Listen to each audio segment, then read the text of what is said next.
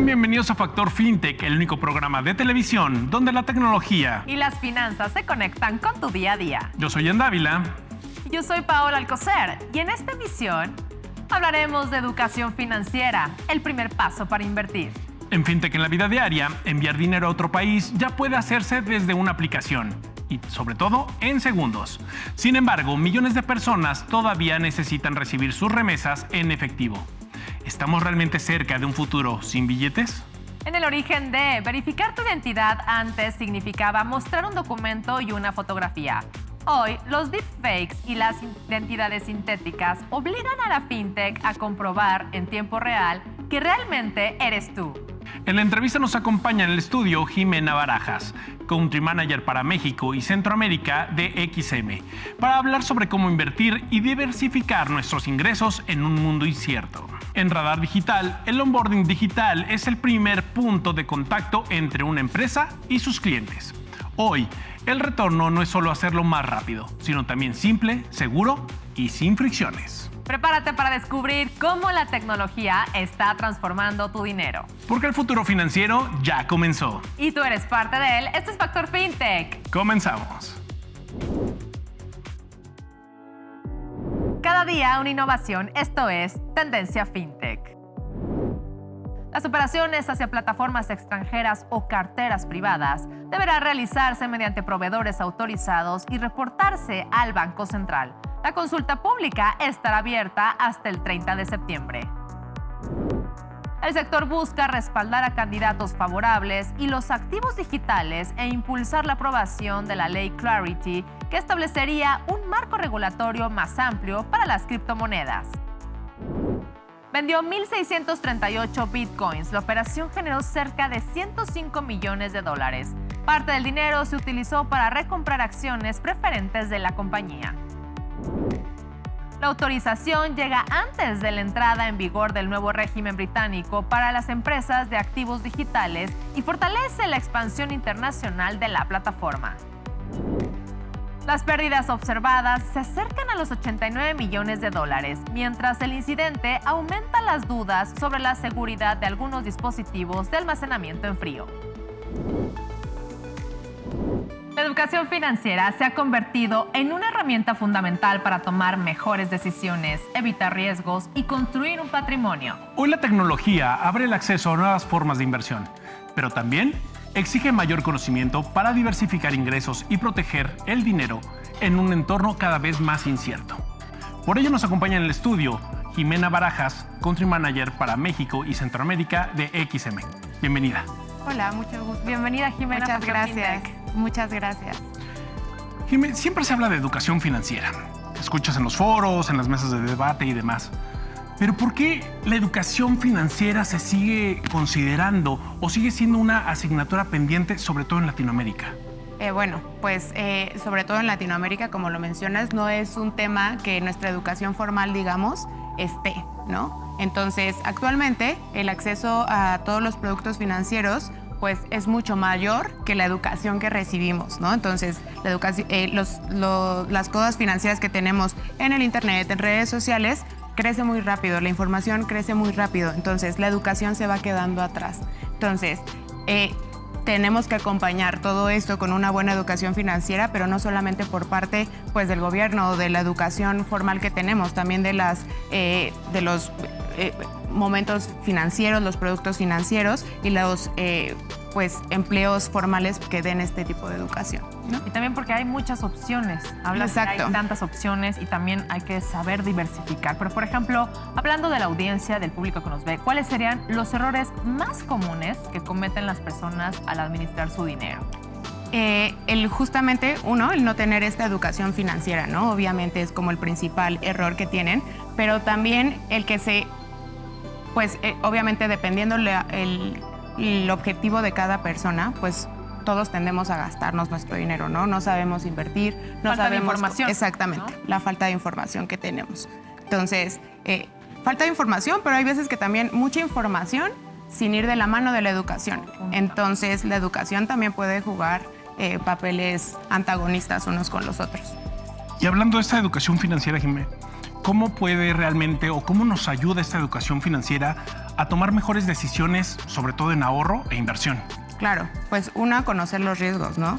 Tener el conocimiento de todos estos análisis financieros, de conocer las herramientas financieras y también de saber utilizar estas herramientas financieras, ¿no? Entonces, la educación hace que controles todos estos riesgos y que conozcas cómo diversificar en las inversiones, porque también en las inversiones es importante saber cómo podemos diversificar, ¿no? No llevar todo a un solo lugar, no todo un solo ingreso, no todo una inversión, ¿no? Entonces el diversificar y controlar todos estos riesgos es parte fundamental. Aquí el problema que yo veo mucho es que luego no sabemos cómo diversificar, ¿no? Hay tantas alternativas que también pues llegan a ser confusas, ¿no? Que si bienes raíces, que si cuentas bancarias, que si activos digitales, que si seguros. Pero por ejemplo, hoy en día que está tan a nuestro alcance la tecnología, ¿realmente está democratizando las inversiones o también está creando a la vez nuevos riesgos? Porque también la confianza es básica en los usuarios. Claro, no ambas, ¿no? O sea, claro que la tecnología pues está abriendo muchísimo el acceso a que toda la gente conozca el mundo de las inversiones. Sin embargo, también esto aumenta el riesgo, ¿no? Y regresamos siempre al mismo punto, que es la educación financiera, ¿no? El tener bien los conocimientos, el no dejarte llevar por las asesorías que ves en redes sociales, por seguir tendencias de inversiones. Todo esto depende del objetivo que tú tengas personal respecto a lo que tú quieras invertir y a tu realidad también, ¿no? Con el capital que tú tengas. Entonces, pues todo, ¿no? Regresa a la educación financiera y al conocimiento. Mencionaste una barrera ahorita, que es, por ejemplo, también la desinformación, ¿no? Pero en tu experiencia, ¿qué barreras existen para poder realmente alcanzar esta educación financiera sana y realmente consciente? Sí, bueno, pues muchos podrían pensar que la principal barrera para que la gente empiece a invertir, pues es el capital, ¿no? Es el dinero, que claro, insisto, como latinoamericanos, pues es una realidad, ¿no? Que vivimos en nuestros países. Sin embargo, también otra barrera es la creencia de que únicamente la gente con grandes capitales o con grande expertise en esta área económica puede invertir, ¿no? Y no siempre es así. Entonces también justo viene un poco lo que platicaba Pau, ¿no? De la desconfianza, de la seguridad. La gente pues le da miedo, claramente, ¿no? Perder capital. Entonces esto va de la mano de conocer bien qué herramientas estás utilizando, qué instrumentos financieros estás utilizando y tener pues esta educación amplia, ¿no? Y aquí, por ejemplo, vendría hablando de la democratización. ¿Cómo la podríamos evitar? Sobre todo en las inversiones, ¿no? Para que no terminemos sobreendeudándonos, ¿no? En fraudes o sobre todo tomar malas decisiones. Mucho es la información, me queda claro. También yo creo que necesitamos una asesoría especializada de ver cómo lo podemos hacer. Pero ¿qué otros factores pueden intervenir en esto? Pues claro, o sea, al final lo regresamos muchísimo a los puntos porque claro que todo tiene que ver, ¿no? Pero crece mucho más la tecnología y crece mucho más las opciones financieras que tenemos que la educación. En sí, la educación va un poco más lenta. Es por eso que obviamente crece el riesgo, ¿no? De caer como en este tema de fraudes incluso, ¿no? Financieros. Y pues esto se puede ir como mitigando, digamos, el riesgo siempre con la información y la educación de la mano juntos para que puedan ir revisando. Insisto, también depende muchísimo de las necesidades que tiene cada persona, de los objetivos que tiene cada persona para empezar a crear sus propias estrategias financieras. Y Jimena, en un entorno justamente como estamos viviendo en estas épocas de incertidumbre, ¿qué debe de priorizar una persona? ¿Liquidez, seguridad o la rentabilidad? Depende de cada persona. O sea, al final depende de tus objetivos, depende de tu estrategia financiera para que tú veas cuál es más importante que otra. Sin embargo, las tres son importantes, ¿no? La liquidez es importante. Si tú vas a empezar a invertir, si tú vas a empezar a hacer diferentes diversificaciones financieras, es importante que tengas liquidez para hacer esto, ¿no? Normalmente también el latinoamericano y al menos el mexicano podría decirse que está acostumbrado a gastarse lo que tiene, ¿no?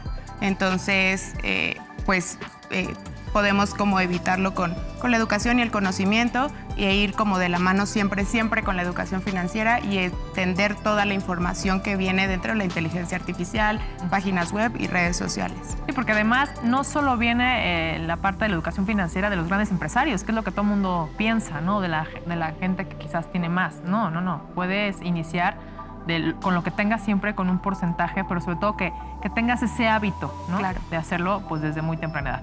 Jimena, gracias. Muchas gracias. Gracias por acompañarnos en el estudio Jimena Barajas, quien es Country Manager de XM para México y Centroamérica. Continuamos con más aquí en Factor FinTech.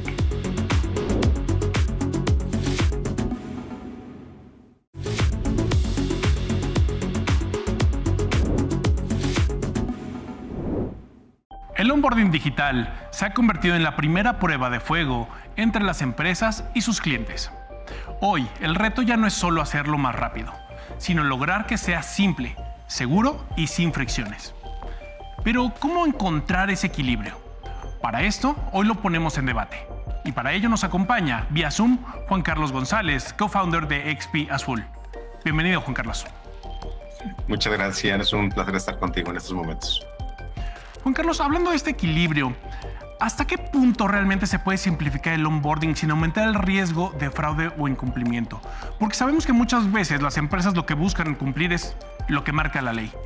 Pero pensando en el fraude o en el riesgo que genera esto, o en el incumplimiento no de ahora, sino de futuro, ¿cómo podemos buscar ese equilibrio real? Es una muy buena pregunta y te la agradezco que la hagas. Fíjate que muchos piensan que darle simpleza a este proceso es pedir menos información. Y hoy por hoy, si algo te puedo garantizar es que la regulación no se va a hacer más simple con el tiempo. Con el tiempo hay más capas y más capas de seguridad, tanto para prevenir el fraude como para justamente cumplir los requisitos de la autoridad. Hay dos soluciones aquí, la parte tecnológica y la parte del método. La parte tecnológica tenemos una muy buena noticia para simplificar este asunto. Cada vez es más la información que nace digital y vive digital y en consecuencia está disponible digitalmente.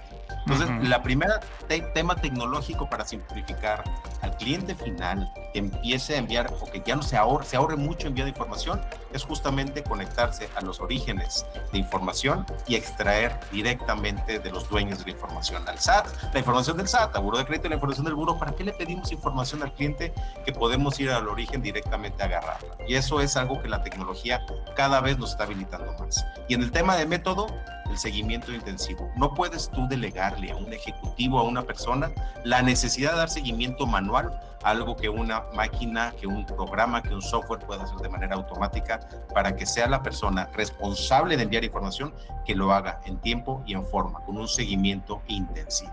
Esa es la manera de simplificar al máximo un onboarding hoy por hoy digital. Mencionaste esta cuestión de la tecnología. Y ahorita lo que está de moda y lo que está en boca de todos, y más por lo que está llegando a ser, es la inteligencia artificial. Pero, por ejemplo, ¿la inteligencia artificial realmente está eliminando fricciones o puede generar nuevos sesgos y barreras para todos los usuarios, sobre todo? Yo creo que la inteligencia artificial, cuando es usada de manera adecuada, se vuelve una herramienta hoy por hoy ya invaluable. El gran problema de la inteligencia artificial es cuando genera fricción. Y yo te lo pongo, lo vas a entender en segundos.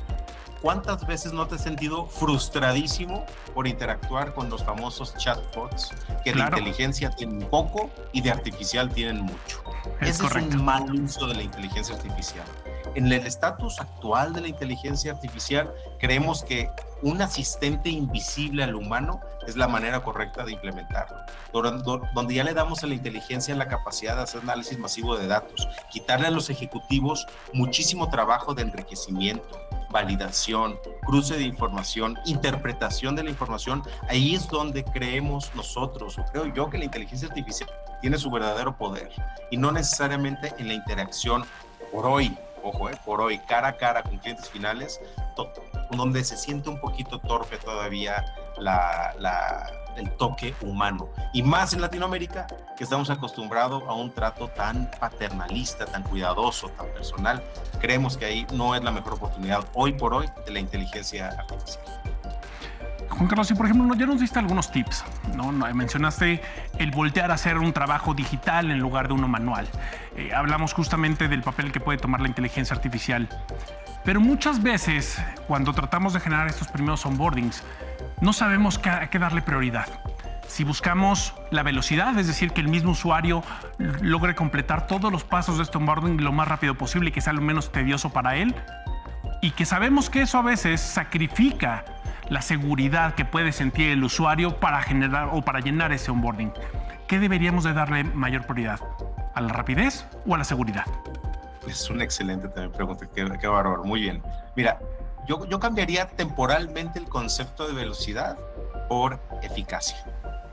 Porque desgraciadamente, a ver, vamos siendo bien certeros, entregar un expediente completo y correcto es una labor que ni a ti, ni a mí, ni a ningún ser humano en el mundo nos gusta hacer. Pero lo tenemos que hacer de alguna forma, es inevitable para justamente sobrepasar estas barreras de entrada a las empresas. Entonces, el tema de velocidad no es opcional hoy por hoy, porque si tú estás buscando velocidad,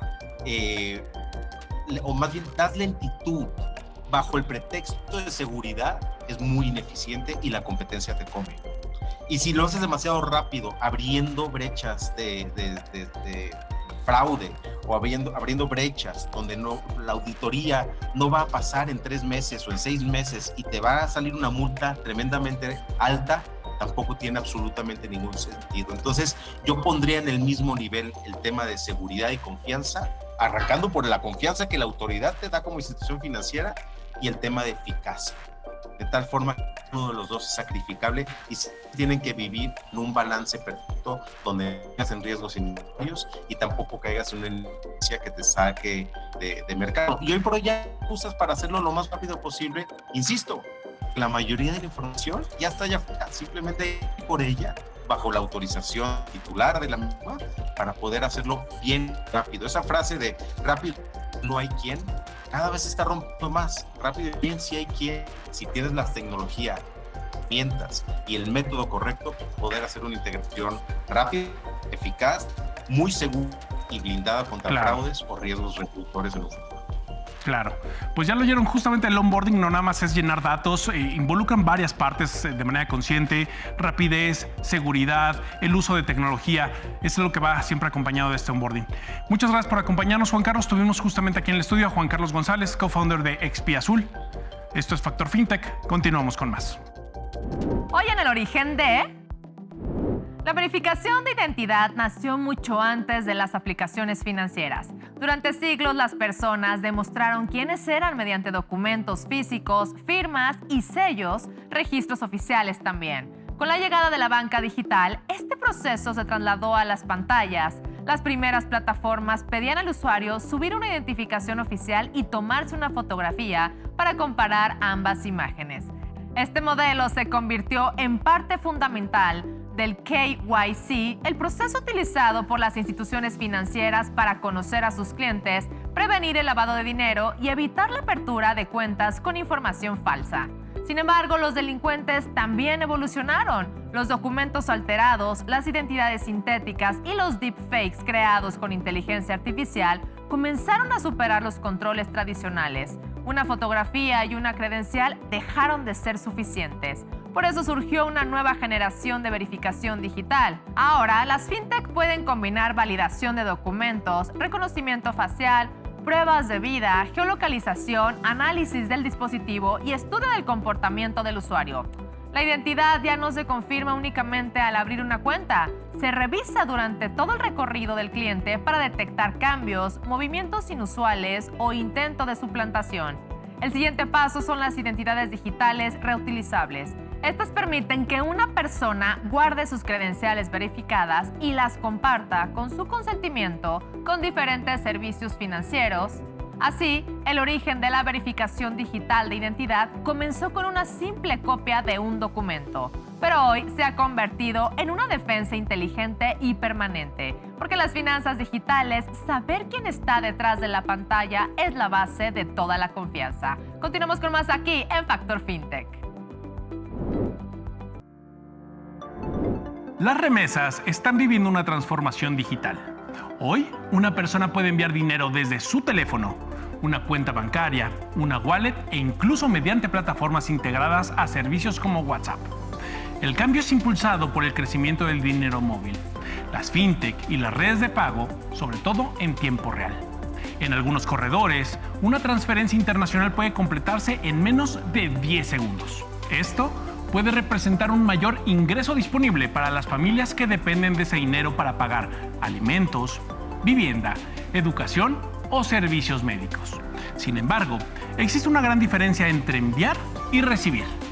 Mientras el dinero sale de países con bancos, aplicaciones y wallets ampliamente utilizadas, muchas remesas llegan a comunidades donde el acceso a Internet, cuentas bancarias o infraestructura digital todavía es limitado. Por eso, aunque el envío comience de manera digital, el beneficiario puede terminar recogiendo el dinero en una sucursal, una tienda o con un agente local. También influye la costumbre, la desconfianza hacia las plataformas digitales, el temor al fraude y la cantidad de personas que todavía no están bancarizadas. El futuro de las remesas será cada vez más digital, pero no será completamente sin efectivo de un día para otro. Por ahora, la solución está en los modelos híbridos. Enviar digitalmente y permitir que cada persona reciba el dinero en una cuenta, una wallet, una tarjeta a domicilio o en efectivo. Porque la verdadera innovación no consiste en eliminar los billetes, sino en lograr que el dinero llegue más rápido, con menor costo y de la forma que cada familia realmente necesita. Y así llegamos al final de Factor FinTech, pero la conversación no termina aquí. Síguenos en todas nuestras redes sociales en @FactorFinTech y sé parte de la comunidad que está transformando las finanzas con tecnología. Y recuerda visitar nuestro portal www.factorfintech.com, donde encontrarás entrevistas, cápsulas y mucho más contenido exclusivo sobre innovación financiera. Yo soy Paola Alcocer. Y yo, Jan Dávila. Esto fue Factor FinTech. Hasta la próxima.